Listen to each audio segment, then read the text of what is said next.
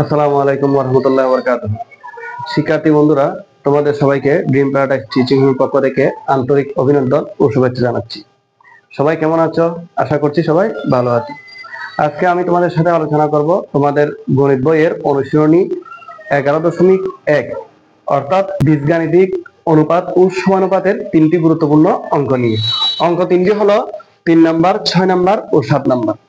তোমাদের সুবিধার্থে আরো জানিয়ে দিয়ে রাখি, তোমাদের গণিত বইয়ের অনুশীলনীগুলো আমি ধারাবাহিকভাবে প্রত্যেকটা অধ্যায়কে 3টা অংশে বিভক্ত করে আমার ক্লাস আপলোড দিচ্ছি। তোমাদের যাদের গণিতে সমস্যা আছে তারা আমার ক্লাসগুলো আমার ইউটিউব চ্যানেল থেকে দেখে আসতে পারো।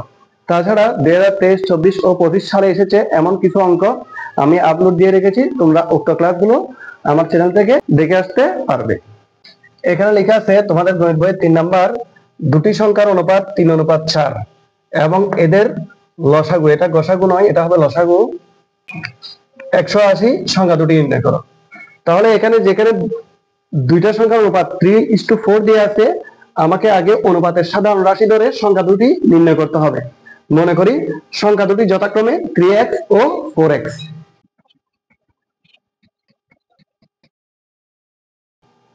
তাহলে একটাকে ধরলাম 3x আর একটা হলো 4x। এই অবস্থায় সংখ্যা দুটির লসাগু নির্ণয় করতে হবে। তাহলে সংখ্যা দুটির লসাগু কত হবে? আমরা তো জানি 3x এবং 4x এর লসাগু হলো 12x। সুতরাং সংখ্যা দুটির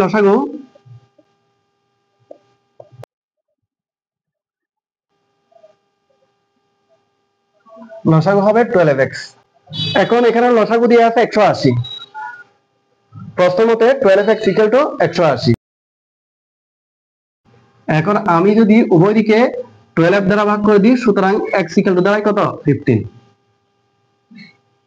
অর্থাৎ যেখানে x কে অনুপাতের সাধারণ রাশি ধরেছি, অর্থাৎ অনুপাতের সাধারণ রাশি হলো 15 করে। সুতরাং প্রথম সংখ্যাটি 3x লেখা আছে, 3x লিখলাম ইকুয়াল টু 3 ইনটু x মানে হলো 15, 15 বসালাম, 3 15 45। দ্বিতীয়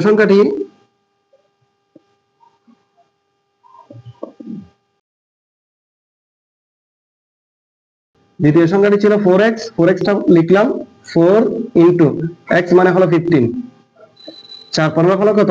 60। তাহলে সংখ্যা দুটি হলো 45 ও 60। সুতরাং নির্ণেয় সংখ্যা দুটি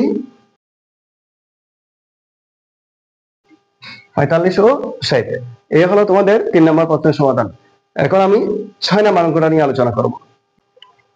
এটা গুরুত্বপূর্ণ একটা অঙ্ক। পিতা ও পুত্রের বর্তমান বয়সের সমষ্টি হলো 70 বছর। 7 বছর পূর্বে অর্থাৎ 7 বছর আগে তাদের বয়সের অনুপাত ছিল 5:2। 5 বছর পর তাদের বয়সের অনুপাত কত হবে? মনে করি 7 বছর পূর্বে তাদের বয়সের অনুপাত ছিল 5x এবং 2x, অর্থাৎ যেখানে পিতার বয়স হলো 5x এবং পুত্রের বয়স হলো 2x।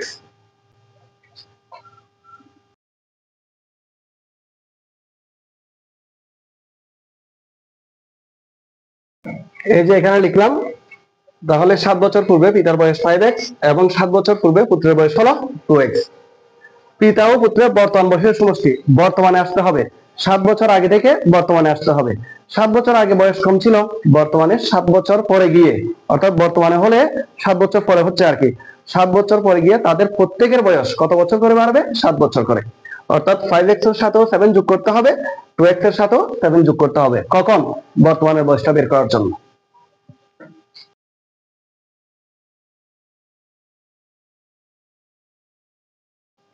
বর্তমানে পিতার বয়স 5x + 7, বর্তমানে পুত্রের বয়স হবে 2x + 7। এখন দেখো এখানে লেখা আছে তাদের বয়সের সমষ্টি হলো কত বছর? 70 বছর। প্রশ্ন মতে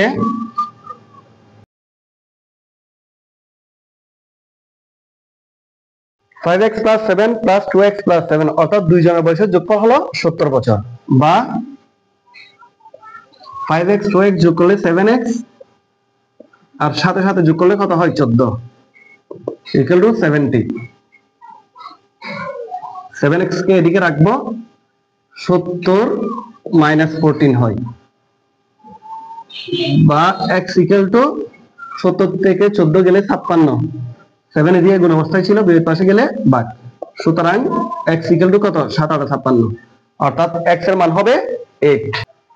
এখন x এর মান যেহেতু আমি 8 পেয়ে গেছি, আমার এখানে 5 বছর পর তাদের বয়সের অনুপাত কত হবে সেটা খুব সহজে বের করতে পারবো।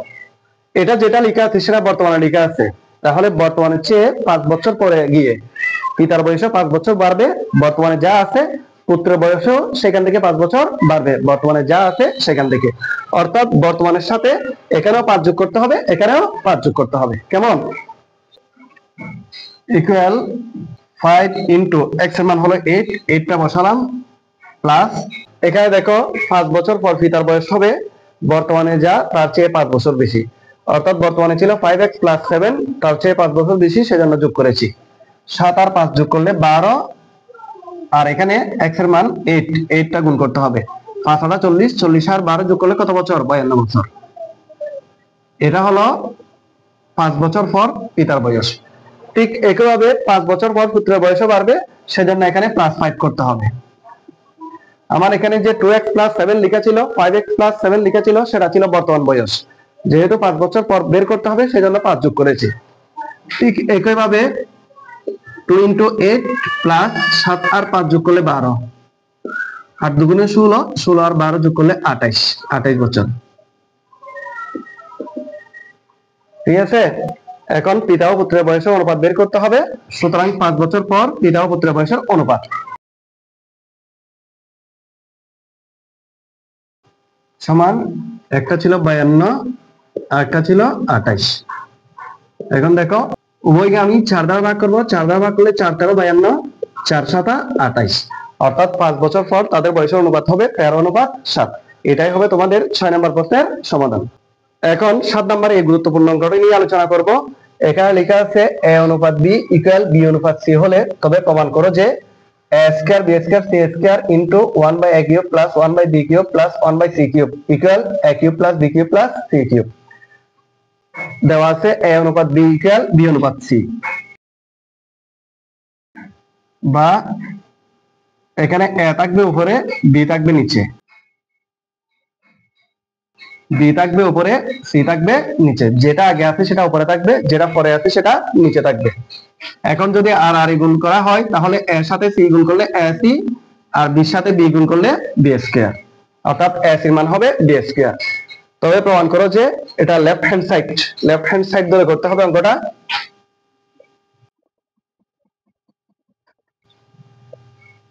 এই এখানে a square b square c square যেটা আছে সেটা উপরে সবার সাথে গুণ হবে।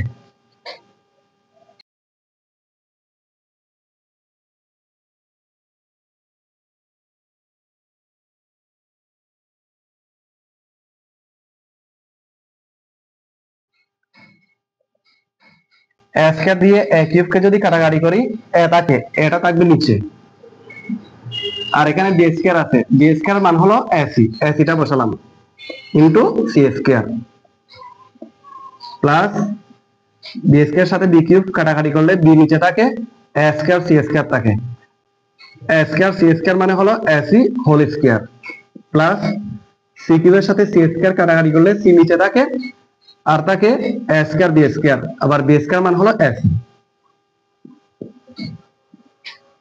কেমন? a কাটা, তাহলে c কিউব থাকে প্লাস ac মানে হলো b স্কয়ার হোল স্কয়ার হবে, নিচে b প্লাস c কাটা, তাহলে থাকে a কিউব ইকুয়াল a কিউবটা আগে লিখলাম, আমি পাশে লিখতেছি, তোমরা নিচে লিখবে। b দিয়ে b টু দি পাওয়ার 4 কে কাটাকাটি করলে আর থাকে b কিউব, আর এখানে যেটা c কিউব আগে আছে সেটা পরে নিয়ে আসলাম। তাহলে এই লেফট হ্যান্ড সাইডের মান আসে a cube plus b cube plus c cube. এই যে এখানেও প্রমাণও চাই a cube plus b cube plus c cube, এখানে প্রুফ লিখে দিবে। তাহলে এটাই হলো তোমাদের 7 নম্বর প্রশ্নের সমাধান। এভাবে করে তোমরা এখানে বাকি অঙ্কগুলো নিজেরা সমাধান করতে পারবে যদি আমার অঙ্কগুলো বুঝো। আজকের ক্লাস এতটুকুই থাকবে। ভালো থাকবে, সুস্থ থাকবে। আল্লাহ হাফেজ।